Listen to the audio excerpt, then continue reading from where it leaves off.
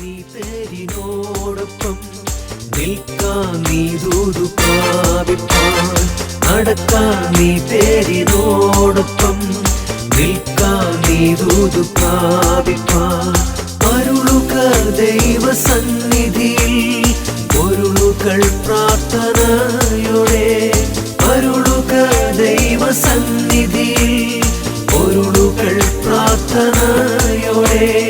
പകർന്നിടുക അഗ്നിനാവുകളാൽ, പകർന്നിടുക അഗ്നിനാവുകളാൽ. സുഭാഷിതം. അനന്തരം യെരുശലേമിൽ നിന്ന് പരീശന്മാരും ശാസ്ത്രിമാരും യേശുവിന്റെ അടുക്കൽ വന്നു. നിന്റെ ശിഷ്യന്മാർ പൂർവന്മാരുടെ സമ്പ്രദായം ലംഘിക്കുന്നത് എന്ത്? അവർ ഭക്ഷിക്കുമ്പോൾ കൈ കഴുകുന്നില്ലല്ലോ എന്ന് പറഞ്ഞു. Then the scribes and the Pharisees who were from Jerusalem came to Jesus saying, Why do your disciples transgress the tradition of the elders?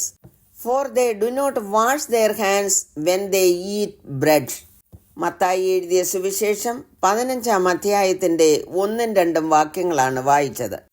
പരീശന്മാരും ശാസ്ത്രിമാരും യേശുവിന്റെ ശിഷ്യന്മാരുടെ പെരുമാറ്റത്തെക്കുറിച്ച് ചോദ്യം ചെയ്യാനാണ് എത്തിയിരിക്കുന്നത്. ദൈവം ഇസ്രായേൽ മക്കൾക്ക് സീനായി മലയിൽ വെച്ച് മോശയിൽ കൂടി നിയമങ്ങൾ കൊടുക്കുമ്പോൾ ലിഖിതവും അലിഖിതവുമായ 2 തരം കൽപ്പനകൾ കൊടുത്തിരുന്നു എന്ന് പരീശന്മാർ വിശ്വസിക്കുന്നു. ലിഖിത നിയമങ്ങളെ പോലെ തന്നെ പരമ്പരാഗത ആചാരങ്ങളെയും കർശനമായി പാലിക്കണമെന്നാണ് ഇവർ ശഠിക്കുന്നത്. പുതിയ നിയമത്തിൽ ജ്ഞാനികളായ ശാസ്ത്രിമാരെയും സാമാന്യജനം കണ്ടിരുന്നത് പരീശന്മാരോട് തുല്യരായിട്ടായിരുന്നു. 15-ാം അധ്യായത്തിൽ പരാമർശിച്ചിരിക്കുന്ന പൂർവികന്മാരുടെ സമ്പ്രദായം എന്ന് പറയുന്നത് കഴുകൽ നിയമമാകുന്നു. ഈ നിയമത്തെക്കുറിച്ച് മർക്കോസ് അല്പം കൂടെ വിശദീകരണം നൽകിയിട്ടുണ്ട്. 7-ാം അധ്യായത്തിന്റെ 3-4 വാക്യങ്ങളിൽ അത് കാണുവാൻ കഴിയും. പരീശന്മാരും യഹൂദന്മാരൊക്കെയും പൂർവന്മാരുടെ സമ്പ്രദായം പ്രമാണിച്ച് കൈ നന്നായി കഴുകിയിട്ടല്ലാതെ ഭക്ഷണം കഴിക്കുകയില്ല. ചന്തയിൽ നിന്ന് വരുമ്പോഴും കുളിച്ചിട്ടല്ലാതെ ഭക്ഷണം കഴിക്കുകയില്ല. പാനപാത്രം, ഭരണി, ചെമ്പ് എന്നിവ കഴുകുക മുതലായ പലതും പ്രമാണിക്കുന്നത് അവർക്ക് ചട്ടമായിരുന്നു. കഴുകൽ പ്രത്യേക നിയമമനുസരിച്ച് ചെയ്തു വന്നു. അതിനുപയോഗിക്കേണ്ട വെള്ളത്തിന് കണക്കുണ്ട്.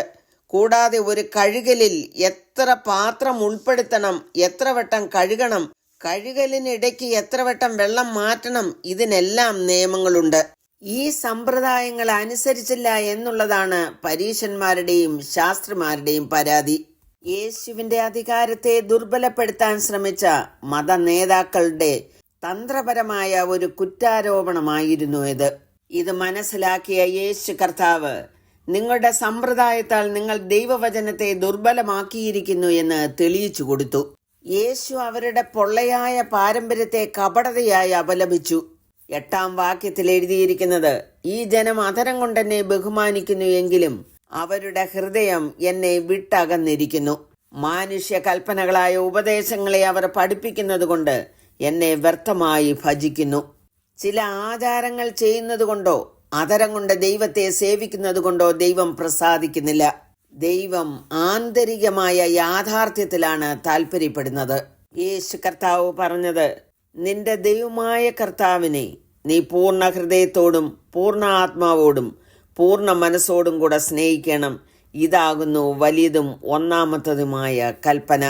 ഈ വചനപ്രകാരം നമ്മെ തന്നെ സമർപ്പിക്കുമ്പോൾ നമ്മുടെ ബാഹ്യ പ്രവർത്തനങ്ങളോ ആചാരങ്ങളോ സമ്പ്രദായങ്ങളോ വ്യർത്ഥമായി തീരും.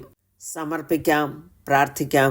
കരുണയുള്ള പിതാവേ, ഞങ്ങൾ ആചാരങ്ങളിലും സമ്പ്രദായങ്ങളിലും കുടുങ്ങിപ്പോകാതെ ഹൃദയം കൊണ്ട് അങ്ങയെ സ്നേഹിപ്പാനും ആരാധിപ്പാനും കൃപ ചെയ്യണമേ എന്ന് യേശു ക്രിസ്തുവിന്റെ നാമത്തിൽ അപേക്ഷിക്കുന്നു.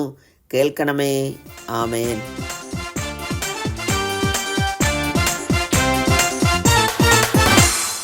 വിളിച്ചവനെന്നും വിശ്വസ്തനല്ലോ, വാക്കുമാറാത്ത ദൈവമല്ലോ. വിളിച്ചവനെന്നും വിശ്വസ്തനല്ലോ, വാക്കുമാറാത്ത ദൈവമല്ലോ. മാനവും